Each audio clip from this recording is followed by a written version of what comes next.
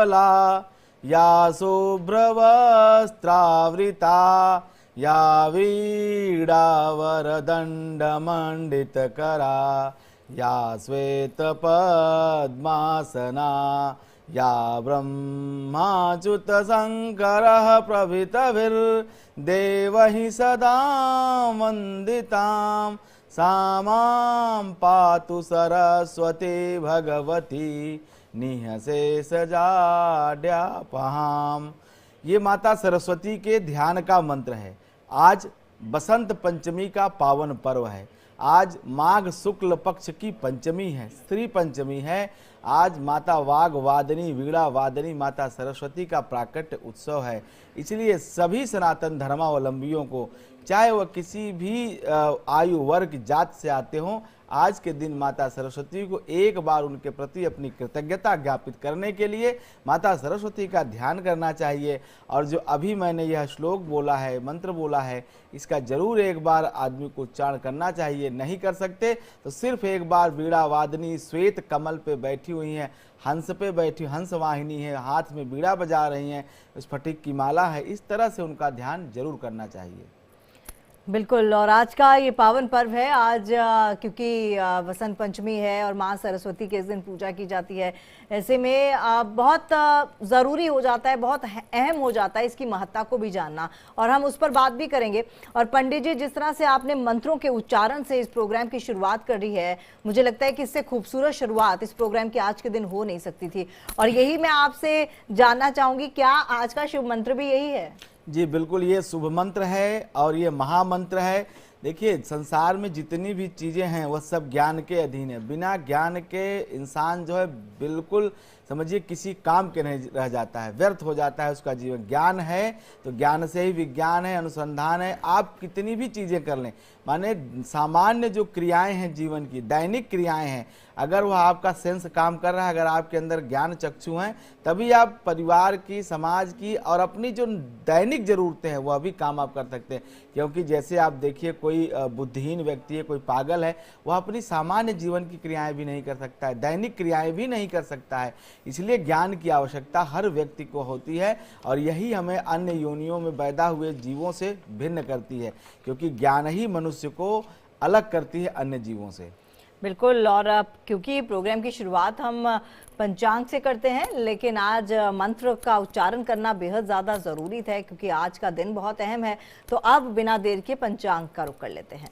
आज है 3 फरवरी 2025। जैसा कि बसंतोत्सव मनाया जा रहा है, बसंत पंचमी का दिन है, महीना माघ का पक्ष शुक्ल चल रहा है। पंचमी तिथि 9:36 तक प्रातः काल रहने वाली है। नक्षत्र रेवती नक्षत्र है, जो कि बुध का नक्षत्र है। सुबह से ही लगा हुआ है, जो कि 11:16 रात्रि काल तक रहने वाला है रेवती नक्षत्र। योग साध्य है, कर्ण कौल है। और शुभ मुहूर्त की बात करूं तो आज का पहला शुभ मुहूर्त अभिजीत मुहूर्त जो है वो प्रातः की बेला 12:13 से लेकर के 12:57 तक, अर्थात दोपहर में, मध्य दोपहर में रहने वाला है। इसके साथ साथ व्यापारियों के लिए, विद्यार्थियों के लिए लाभ का जो मुहूर्त है, चौघड़िया का जो मुहूर्त है, वह प्रातः काल 9:52 से लेकर के 11:13 तक प्रातः काल की बेला में रहने वाला है। राहु काल आज का प्रातः काल 8:30 से लेकर 9:52 तक। उसके बाद जैसा कि मैंने बताया, लाभ का मुहूर्त चौघड़िया का शुरू हो जाएगा। दिशाशूल आज पूर्व दिशा का रहने वाला है। सोमवार का आज दिन है। सोमवार के दिन पूर्व दिशा का दिशाशूल कहा जाता है, दिक्शूल कहा जाता है। चंद्रदेव आज मीन राशि में गोचर कर रहे हैं और सूर्य राशि, जैसा कि आप जानते हैं, मकर राशि में गोचर कर रहे हैं। तो चलिए, आज का पंचांग आपने जान लिया। अब बिना देर के उपाय की बात कर लेते हैं। उपाय आज का क्या है? देखिए, माता सरस्वती का आज दिन है, उनको प्रसन्न करने का हर संभव प्रयास सभी को आज करना चाहिए। अपने कर्म से, अपने वाणी से, अपने मन बुद्धि विवेक से, जो भी ईश्वर ने आपको बुद्धि विवेक दिया है उसका प्रयोग करके और माता सरस्वती को प्रसन्न करना चाहिए। माता सरस्वती के प्रसन्नार्थ आज आपको 2 उपाय करने हैं। पहला उपाय है कि माता सरस्वती की पूजा कमल के पुष्पों से करें। बेशक आप एक कमल का ही पुष्प लाएं, उनके श्री चरणों में अर्पित करें, लेकिन कमल का पुष्प माता को अति प्रिय माना जाता है। दूसरा, आप अगर कमल का पुष्प नहीं कर पा रहे हैं तो स्फटिक की माला से माता की पूजा करिए। स्फटिक की माला उनको जो है अर्पित करिए, उनके गले में पहनाइए, उनके श्री चरणों में अर्पित करिए। ये 2 उपाय करके आप आज इस बसंत के पर्व को अपने लिए काफ़ी खास और महत्वपूर्ण बना सकते हैं। तो चलिए, आज का उपाय भी आपने जान लिया, और क्या आज कोई वास्तु टिप भी है?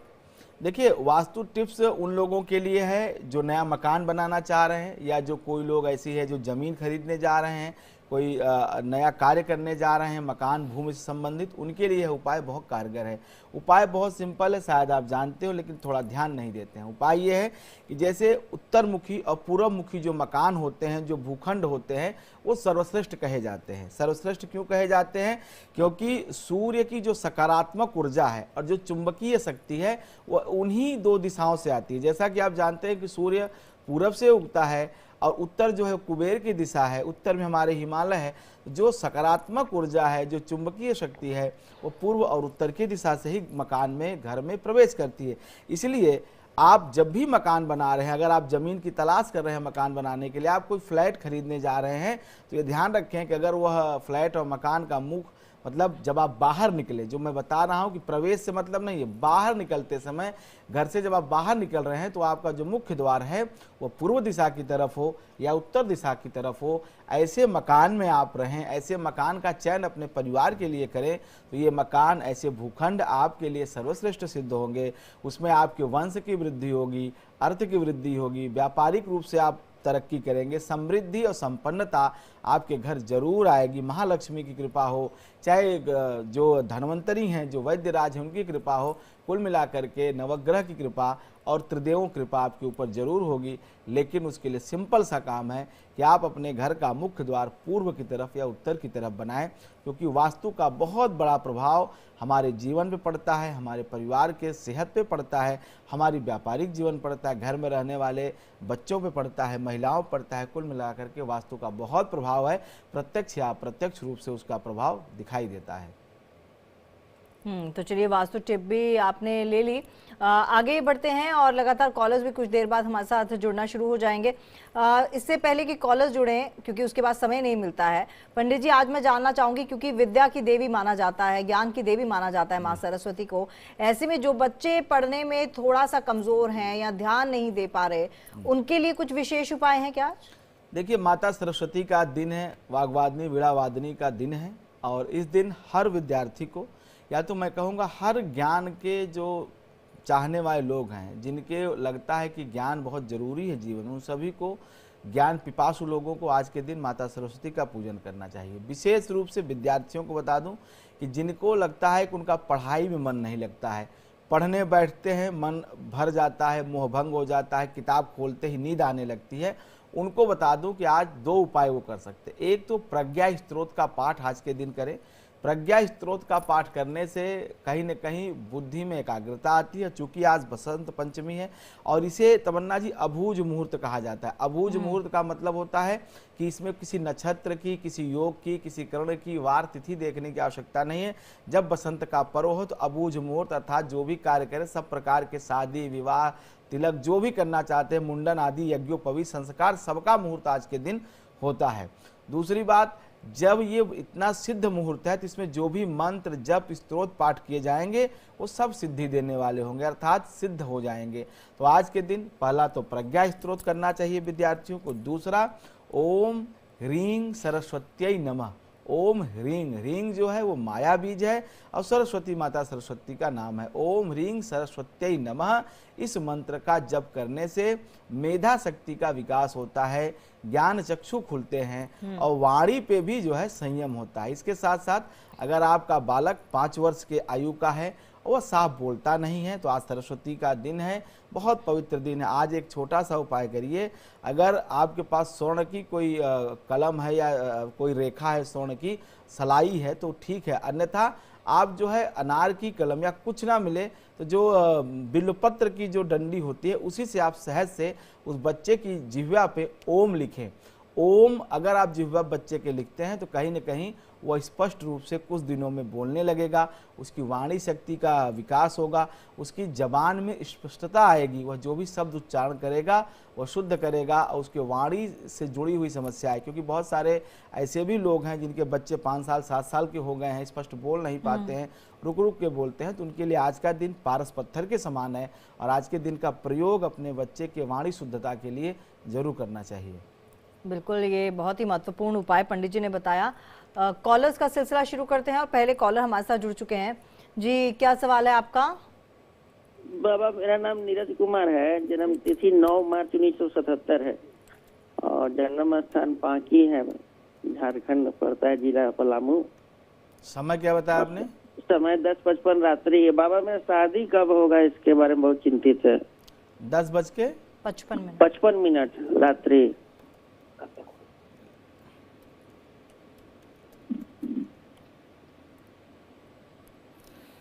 9 मार्च 1977 और 10:55 रात्रि का आपका वृश्चिक लग्न है और जन्म राशि आपकी तुला है। अभी बुध में राहु का अंतर चल रहा है, तो नीरज जी अभी जुलाई तक तो कोई बात बनती हुई शादी की दिखाई नहीं दे रही है और कहीं न कहीं ये अगस्त के बाद और सितंबर अक्टूबर तक विवाह का योग बनेगा, क्योंकि सप्तम भाव में आपके देवगुरु बृहस्पति कृतिका नक्षत्र में गोचर कर रहे हैं। जब देवगुरु बृहस्पति की अंतर्दशा आएगी उसके बाद ही विवाह का योग बनेगा और यह वैसे तो कुंडली में 19 अगस्त 2025 के बाद ये दिखाई दे रहा है, लेकिन चूंकि देवगुरु बृहस्पति अक्टूबर के महीने में कुछ दिनों के लिए कर्क राशि में गोचर करेंगे, उस समय आपके विवाह का दाम्पत्य का योग बनता हुआ दिखाई दे रहा है। तो अभी 9-10 महीने आपको इंतजार करने की आवश्यकता है और अभी ये जो दशा चल रही है ये दशा ठीक नहीं है। व्यापारिक रूप से, आर्थिक रूप से कहीं न कहीं धनाभाव है, जिसकी वजह से कहीं न कहीं जीवन में तमाम ऐसी अड़चनें, दिक्कतें आपको दिखाई दे रही हैं।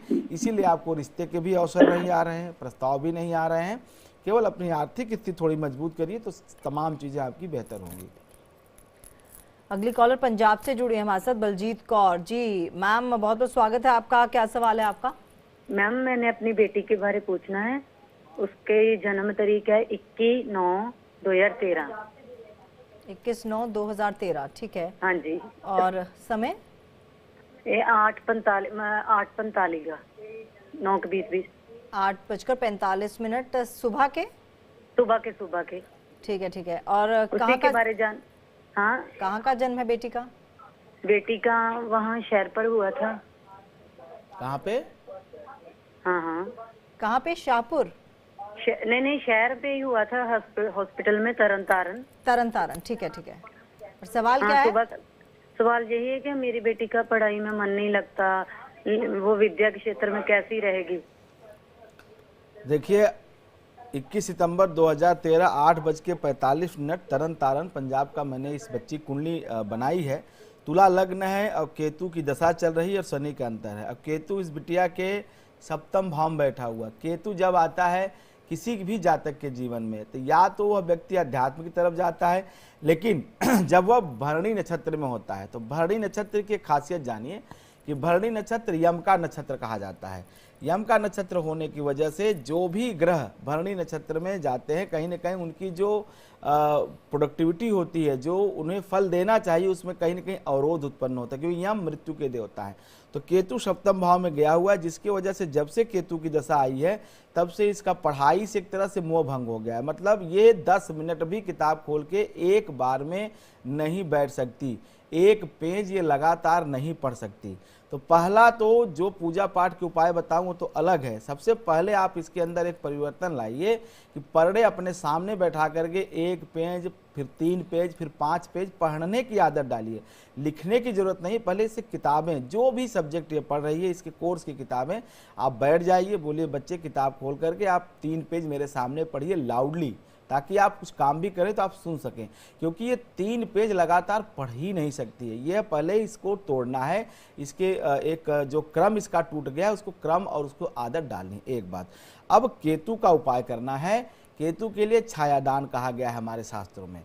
तो आप शनिवार के दिन कभी भी किसी नदी किनारे या अपने घर में ही आप जो है एक कांसे के कटोरे को ले ले। कांसे का कटोरा उपलब्ध न होने पे जो कटोरा मिल जाए उसमें सरसों का तेल लेकर के उसकी छाया देख करके कुछ द्रव्य के साथ, दक्षिणा के साथ आप जो है इसको दान करें। क्योंकि ये जो उपाय करेंगे उससे इसको आराम मिलेगा। दूसरा, आज बसंत पंचमी का दिन है, तो आज के दिन इसको बैठा करके ओम गंग गणपतये नमः, ओम गंग गणपतये नमः, आज के दिन इसको बैठा करके 24 मिनट, अभी बसंत पंचमी का समय चल रहा है, अभी प्रातः काल की वेला है, अगर स्कूल गई है तो कोई बात नहीं, स्कूल से वापस आती है, फिर इसको बैठा करके ओम गंग गणपतये नमः इस मंत्र का 24 मिनट मिनिमम बता रहा हूँ जरूर जप कराइए। और फिर उसके बाद डेली जो है कम से कम 2 मिनट 3 मिनट जितना ये कर सकती हो स्कूल जाने से पहले ये मंत्र इसको कराइए, इससे बहुत फर्क पड़ेगा। अन्यथा ये जो स्थिति दिखाई दे रही है तो अगले 4 साल नहीं पढ़ेगी और उसी में इसका जो है कहीं ना कहीं 10th का रिजल्ट बिगड़ जाएगा, 12th का रिजल्ट बिगड़ जाएगा। और जब शुरुआती एकेडमिक कैलेंडर खराब होता है, क्योंकि ये बेस है, ये हमारा फाउंडेशन होता है हाई स्कूल 12th, तो ये कहीं ना कहीं दिक्कत करेगा पूरे फ्यूचर में, पूरे लाइफ में पढ़ाई को डिस्टर्ब कर देगा। तो अभी ये उपाय करिए, इससे जरूर आराम मिलेगा। चलिए आगे बढ़ते हैं। दिल्ली से यशपाल हमारे साथ जुड़े हुए हैं। जी यशपाल जी, क्या सवाल है आपका? यशपाल जी, आवाज मिल रही है? मुझे लग रहा है डिस्कनेक्ट हो गए। मधुसूदन अगले कॉलर हैं हमारे साथ देहरादून से। जी, क्या सवाल है आपका? मेरा बेटा आदित्य गोदियाल। जी जी जी जी जी, जन्म तिथि? 1990। तारीख? तारीख है 6 जनवरी 3:15, सुबह 3:15। सुबह के? 3:15। सुबह के? सुबह के 3:15। 6 जनवरी 2015 बताए? नहीं 2015। 1990। 6 जनवरी 90। समय क्या बताया? 3:15। ठीक है। ये कहाँ पैदा हुए? 1990। सर, आप टेलीविजन सेट का वॉल्यूम प्लीज कम कर दीजिए। आपके पास दोबारा आएंगे, आप दोबारा कॉल कीजिएगा। ऐसे बहुत मुश्किल हो जाता है क्योंकि बहुत सारे कॉलर्स लगातार जुड़ते हैं। एक व्हाट्सएप मैसेज ले लेते हैं। बबीता नाम है इनका जी। जन्म तिथि है 19/9/1984। समय है 11:05 सुबह के, और स्थान है गुरदासपुर, पंजाब। सवाल है, नया बिजनेस क्या कर सकते हैं जो फ्रूटफुल हो? 19 सितंबर 1984 11:15 सुबह गुरदासपुर। शनि की दशा चल रही है, राहु का अंतर है, तो ये आप जो है 2 काम कर सकते हैं। इलेक्ट्रॉनिक्स और जो आजकल ऑनलाइन काम चल रहा है, जो ऑनलाइन सर्विसेज सॉफ्टवेयर की जो प्रोवाइड कराई जाती है, इससे जुड़ा हुआ काम आप कर सकते हैं। इसके अलावा कोई ऐसा काम जो आप इंडिया के बाहर बेच सकते हैं, एक्सपोर्ट कर सकते हैं, वह काम आप जरूर कर सकते हैं। इन दोनों कामों में आपको धन लाभ होता हुआ दिखाई दे रहा है। अच्छा काम आपके लिए है कि आप मार्केटिंग से जुड़े हुए कम्युनिकेशन का जो काम है, टेली कम्युनिकेशन काम है, सॉफ्टवेयर काम है, वो काम ज़्यादा आपके लिए लाभकारी होगा। इसके साथ साथ विदेश पार से अगर कोई आपका काम बनता है तो ये 2 काम आप करेंगे। 2 में से कोई भी काम करिए, दोनों भी आपको लाभ होता हुआ दिखाई दे रहा है। आगे एक सवाल है प्रीति का। ये जन्म स्थान इनका मुंबई है। समय है 5:30। 5:30 सुबह की शाम। ये इन्होंने फिर नहीं लिखा। चलिए अगला ले लेते हैं। संजय नाम है इनका जी। डेट ऑफ बर्थ है 1/4/1980। 1/4/1980। समय 10:10 सुबह के। जी। नई दिल्ली का जन्म है। जी। फ्यूचर कैसा रहेगा? 1 अप्रैल 1980 10:10 प्रातः काल, नई दिल्ली का। वृषभ लग्न हुई, कन्या राशि हुई, शनि की दशा चल रही है। शनि इनकी जन्म कुंडली में उत्तरा फाल्गुनी नक्षत्र सिंह राशि का होकर के चतुर्थ भाव में बैठा है। तो भैया दशा ये जो चल रही है वैसे तो ये ठीक फल करने वाली है, अच्छा फल कर रही है, लेकिन अभी जो बुध का अंतर आया है, ये नौकरी जीविका को लेकर के बार बार मन में भय उत्पन्न करता है, भ्रम देता है कि नौकरी छोड़ दूं, करूं कि ना करूं, रोजगार से जुड़ी हुई समस्याएं देता है। भविष्य आपका ठीक दिखाई देता है क्योंकि शनि की दशा चल रही है। शनि के बाद बुध का महादशा जो शुरू होगी वह आपके लिए अच्छी होगी। केवल थोड़ा सा एलर्जी की प्रॉब्लम, आपको त्वचा से जुड़ी हुई प्रॉब्लम दे सकता है। बाकी करियर वाइज, भाग्य वाइज, पैसे से, हर चीज़ से ये दशा आपकी ठीक होगी। केवल जो दिक्कत है 2026 के दिसंबर तक है, उसके बाद कोई दिक्कत कोई